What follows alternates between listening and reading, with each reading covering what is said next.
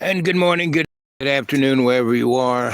Welcome to Dreamy Dreamland with Sensie Owl Bob here out on the porch with the kitties and a cup of coffee. A sunny day. So here it is, maybe 4 weeks since the event. Here I am. And there you are. Good morning, good evening, good afternoon, wherever you are. Welcome to Dreamy Dreamland with your sensei. That's me, your griot, here to tell you a story. And we're in a very interesting time. I'm out in the deep green, and the major roads that bring me from here to there have all been, taken out. So I feel like I'm in the Gaza Strip. If what used to take me 20 minutes to get someplace now takes me an hour and a half, right? What used to take me 40 minutes now takes me 3 hours, right? So, and certain places I can't even get to. So that's kind of where it is. I mean, I can still get out. I can still go shopping. I can still, I was living at the farm. So the farm is like 2 miles to the community center that we set up to take care of the needs of the community. And the needs are still there, We are basically in a new normal. And like right now, I'm sitting in the sun. It had been raining pretty hard, which was good because we hadn't had any rain since the event. And we really, we got, torrents, but nothing that wettened the woods. But I'm sitting in the sun right now, and it is toasty. So I'm going to kind of get up.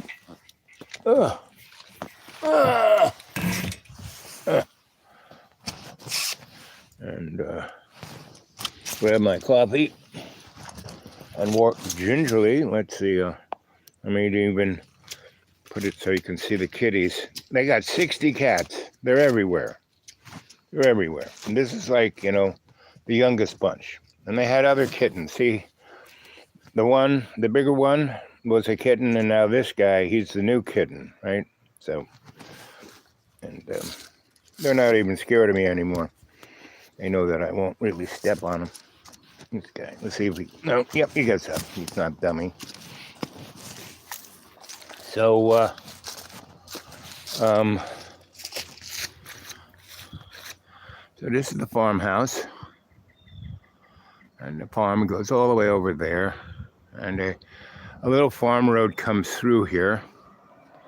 But it's like, there'd never be a car coming in and out, maybe 6, 7 a day. Now there's a few hundred, right? Because over back here is where the farm goes up there, and it goes all the way up there. But way past there is where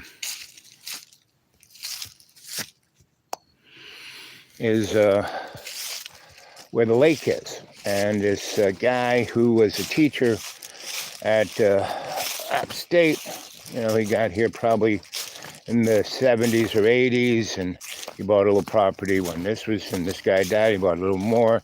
And so he got that whole side of the lake, probably over a 20-year investment of maybe $100,000. And he has, $20 million piece of property. And his sons came back. It's like very biblical. They were the guys who really, one guy was a ski bum in Colorado, and the other guy, I have no idea what the fuck he did. He married a woman who, was pretty smart, and they came back here 20 years ago, and he just kind of bums around, and she has a job. And so anyway, basically, the majority of the population here is kind of in trauma, And I was talking about last day I was there was, I think, Friday. No, Wednesday. Wednesday was the last day I was there. And they basically had this crew of, basically the energy of these people were like they were a coven, witches and warlocks. Can't say that's what they were, but their energy was that, meaning they didn't care about squats. They had their own belief structure, whatever that was, and they just tried to take their place for as much as they could. And it didn't matter because we were giving it away. It's like they weren't stealing, but it was just their attitude and how they treated everyone, and the people got very upset. And they've been working for the last 4 weeks, 24/7, and no one's taken a day off. And the place is going to have to close down relatively soon because people are going back to work, right? So, and that's how, this place physically was traumatized and emotionally traumatized, that schools aren't open. I don't know when they're going to open. I mean, a number of schools were obliterated. In Hampton, the high school was just, and Elizabethton and Irwin. Oh man, Irwin just got, the whole southwest of go on YouTube, and where the Nolichucky is no longer going where the Nolichucky used to go. It's now going down Buffalo Avenue. Anyway, it's that motif, right? And so right now it was kind of cold this morning and rainy, and now the sun's peeking through the clouds, and it's like microwave oven. These aren't like normal times. And good morning, good evening, good afternoon, wherever you are. Welcome to Dreamy Dreamland, right? And how you doing?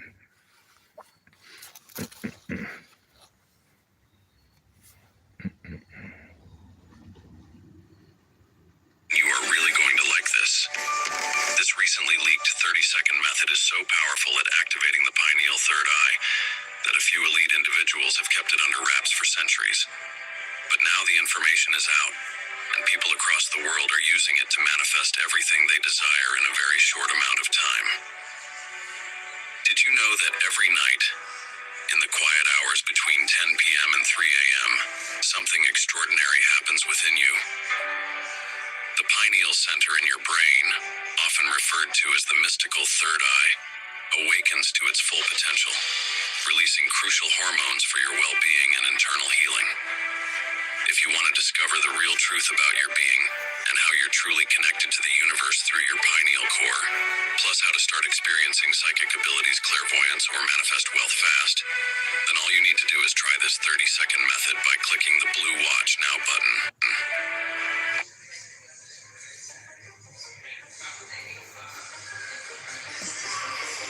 Do you recognize these gestures?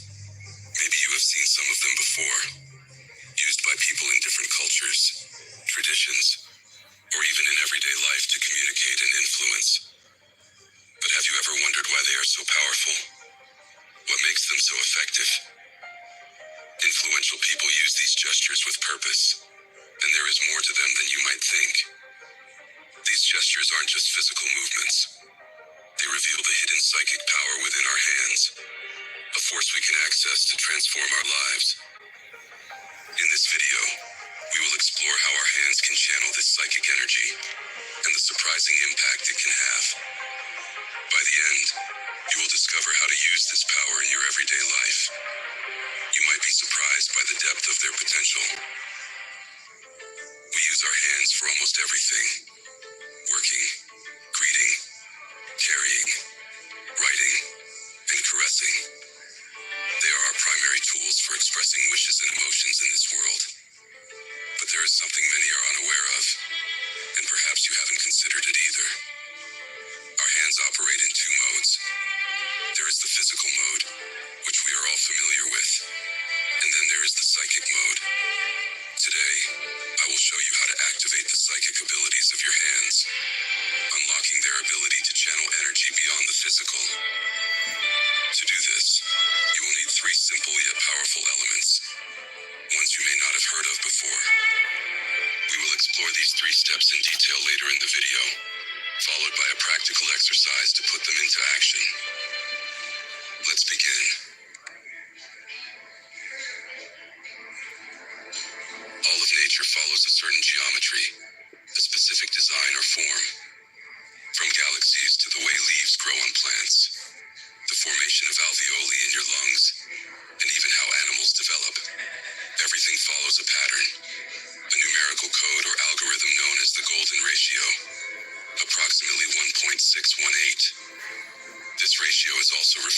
as the golden number, golden proportion, or divine proportion. It's not only found in plants and animals, it is also ingrained in our anatomy in ways we may not have imagined. This proportion is present throughout your entire body. Your cells, hair, eyes, and even the length of your finger bones follow this pattern.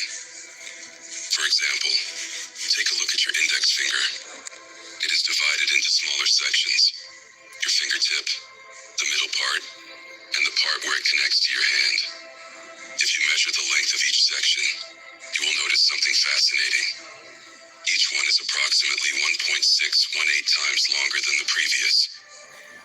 In simple terms, all forms, whether physical, natural, or abstract, based on this golden ratio, are designed to allow energy to flow in and out across different dimensions. Though it may seem unusual, this is precisely why nature is guided by this number, because it enables the smooth flow of energy across spaces and times. So what does this mean? How does this relate to healing? This was once studied by Albert Einstein and mathematician Élie Cartan, leading to the Einstein-Cartan theory, or the theory of torsion fields. These fields can influence or interact with matter in ways that aren't visible to the naked eye. They may also interact with our senses or consciousness in subtle ways, potentially explaining experiences like ghost sightings, energy sensations, or other phenomena that we perceive but cannot see clearly. They discovered that these subtle electromagnetic fields exist around objects with certain geometric properties. So basically, when you move your hands, which are shaped according to the golden ratio, you generate a balancing effect. Simply moving your hands near someone, or even yourself, without touching, can help balance and harmonize energy. You can even align your own energy by lightly passing your hands over your body, without touching it. This happens because your hands interact with the surrounding subtle electromagnetic field, creating a subtle yet profound healing effect. Practices such as Tai Chi, Qigong, and even the steps described by Carlos Castaneda are deeply connected to this natural flow and proportion.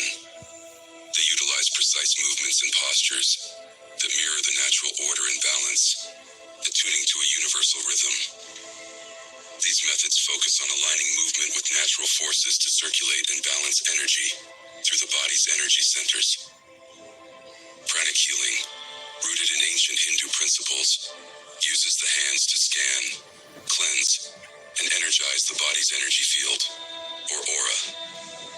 By directing prana, life energy, to areas of imbalance, it activates balance and healing, often without physical touch. You hold significant power in your hands, and the way you use them is directly tied to energy centers within the body. This is why hand symbols are integral to various spiritual practices. Across different traditions, hands are recognized as powerful centers of energy, crucial for practices involving healing and energy work. Through our hands, we can channel and direct energy into the physical world, influencing reality. This incredible... Good morning, good evening, good afternoon, and welcome to Dreamy Dreamland with your Sensie Owl Bob. I am he, your griot, to tell you a story. So that was a nice little thing off the YouTube. And I'm, taking bits like that because these are the things I do.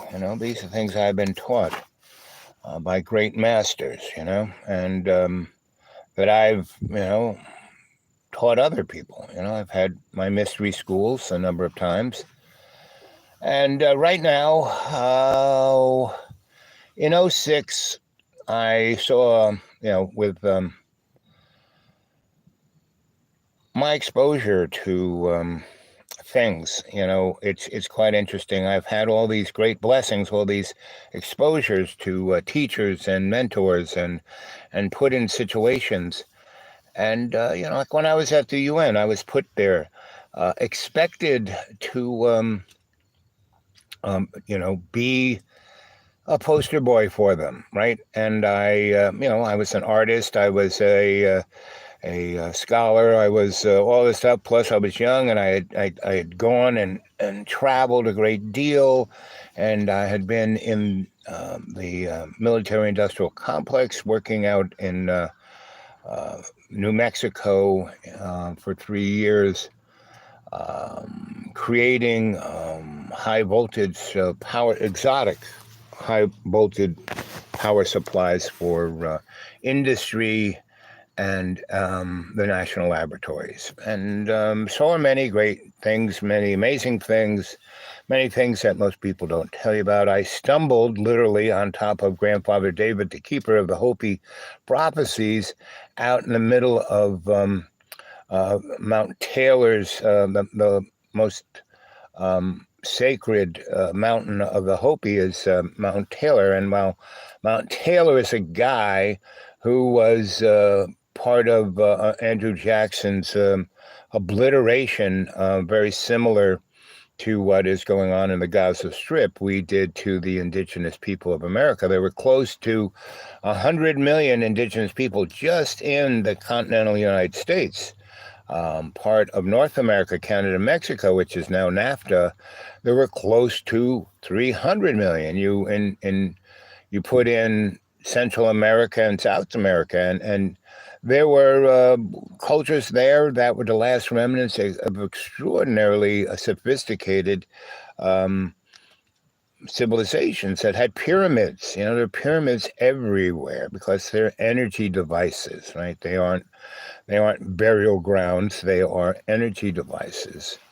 And these are all elements that were left over from, civilization, not, 3,000 years ago, or, Jesus was here 2,500 years ago, maybe, give or take, to 2,000. And no, we've had Homo sapiens on Earth for at least, 100 million years, maybe, give or take. And we are basically created. We were genetically engineered. A alien race came here and into our solar system and created an empire. And there was a major planet that was where everything was happening that blew up, right? And that's, and Mars was one of its moons. And that's why it was like, wee. And we were probably one of its moons also, because this sucker was bigger than Jupiter. And so that's why the residents of it were, giants, right? Because the gravitational field was, pretty extraordinary. Anyway, there are more interesting and better versed people on YouTube. Billy, what's his name? A black man who is quite, he's done his homework, and he has a lot of interesting insights on all the rest, and so it's an interesting symbology of what's going on, what is going on? What do you think is going on, There's two of you there. Oh, let's see. Let's put on the old glasses so I can read what you're saying. I brought them this time. It gives me my professorial. Fire 09. Murdas, yep. And then that red whatever that is, right. And so elucidate, my friend 009, right? Tell us what you think has happened and is happening, and what is going on with us, because we are on the, we have already gone off the precipice. We are no longer, just being led along like a domesticated bovine community that we are. And we are, the curtain is lifted, and we're getting to see a lot of stuff that we are told it's this, that, and the other thing, but in reality, it's right in front of our face. Jesus said, those who have eyes to see can, but those don't. Those who have ears to hear can hear, but they don't. Those can use their heart, and they don't. And that, that video that I was playing about people's hands, they are sacred instruments. We have close to 18,000 sensory loop in our hands that go from our hands through our nervous system into our heart, into our pineal gland, into the cottage cheese, into our, the hard drive of our colon, right? So what do you guys think? And I'd love it if you were a little more, instead of one word, you can get along. I'm wearing the glasses, I can read it. And there's nobody here, and it's 20 minutes and 59 seconds. Okay. Well, it's a very interesting time. I'm going to go over to the community. And before I do, I'm going to pray, right? So let us all, when you put your hands together in prayer and you put them up to your heart and focus your conscious intent through your pineal gland, you can, you are in communication with the higher power, right? And it's not some big daddy in a gold throne up in the clouds. It's not, God is not anthropomorphized, but that God does exist, but he is just a middleman. He is just, a used car salesman, and that's what, the Vatican is. And that's what, look what's going on in the Holy Land, And it's not the end of times, kids, I'm telling you. It's not a happy time. If you're living in the Gaza Strip, you're not a happy guy. But they're never getting rid of the Palestinians. They are. I don't want to use this as a pejorative, dissing the Palestinians, but they're like cockroaches. You can't get rid of them. Now, there's really good things about cockroaches. I remember living in a abandoned building across the street from the New York City Fulton Fish Market, right there down the road from where the South Street Seaport was. And that whole neck of the woods was one gigantic cockroach heaven, right? It's like there was no way, they just, like the buildings were made out of them. It was unbelievable. And that's where I kind of shared a strange building with Kiki Smith, the great artist. And Kiki was great. She came from a family that was well-to-do. She never really had to worry about paying her bills.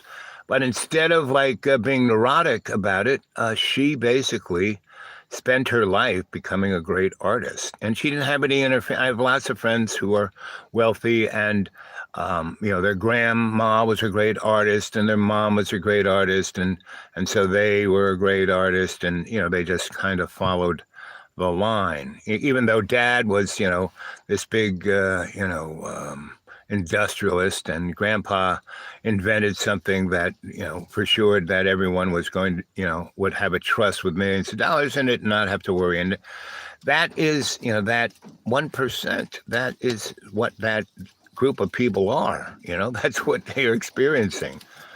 And so they don't have an understanding of, I saw a video of Donald Trump going into a McDonald's, and he took off his $1,000, business suit jacket and put on the McDonald's, apron, made out of, rubber, and he was the fry boy for an hour or so. And he went with the manager, and he showed how to throw the fries in the fryolator, and then throw them in a basket, and then throw them in the hopper and move them around and salt them, and then get the scoop and put them in the thing, and then put them under the lamp, and then, put them in the bag with a cheeseburger.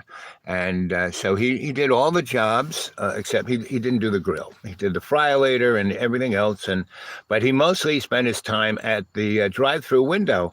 And basically, they had everyone picked to go through that window, and they were sure they had no weapons and et cetera, and they weren't going to spit on Donnie. But if he took that video and just got rid of all his just wacko job political ads that they're running, and just showed that, nonstop between now and and um, you know election day, he would win Donald Trump gets 180 million votes and Kamala Harris 24 million. It'd be beyond belief, and that would be good for America because there would be no civil war, no disagreement. Look, everyone voted for this guy. Then we would have the experience of what he is, and he and his clan, even though they are filled with such hubris that they think they can do whatever they want to. He doesn't. So he's a indicted felon, not indicted, a found guilty felon. He doesn't care. So he's he's still he has not become.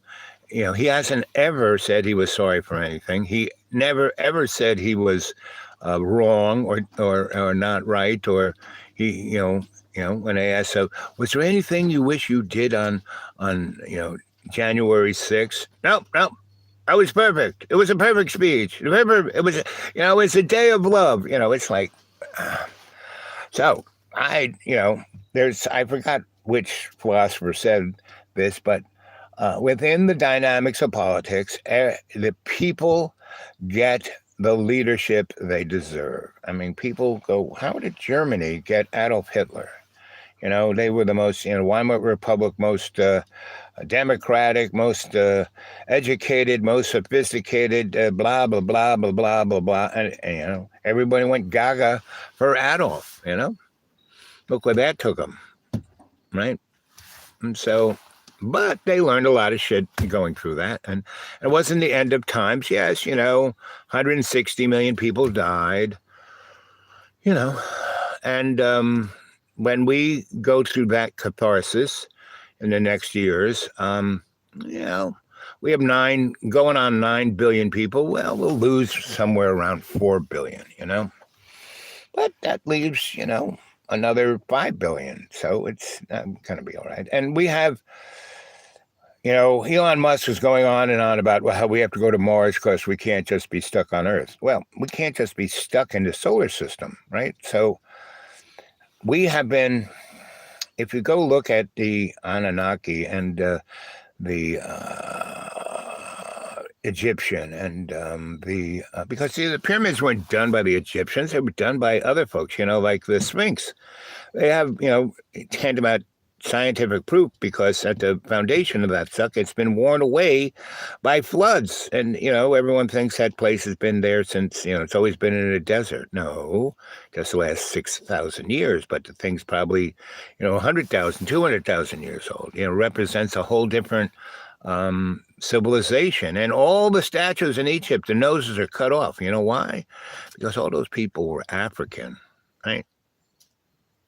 So they're all made out of limestone, so you can't tell what color they are, but you can tell kind of what race they come from, your nose, right? So, and the Great Pyramid in Egypt, in the Valley of the Kings, is a straight up energy thing. Go look up this Billy Boy guy, a black guy. He's really got it down, and still he's black, and he's got this great.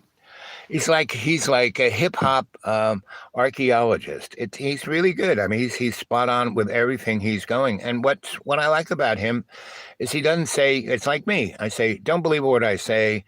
Go check it out for yourself. And he says, these are just my theories, right? So anyway, at 30 minutes or 33.3. I will say goodbye, and maybe I'll come back on. Now, I've spent a few days because it takes me forever to get someplace that has a Wi-Fi I can jump onto because half the county still don't have internet, and a quarter of the roads are like obliterated, so I can't get to a lot of places. I mean, it takes me a long time to get someplace, and I have no money to put gas in the car, so I'm just lucky to have a car. So. Anyway, that's the kind of at all. Tomorrow I'm going to go out and about, so I'll probably do another show tomorrow. And I'm going someplace now that has internet, so I'll probably do one there. So anyway, that's the story, and we're coming up on 30:30. There it is. I love you guys.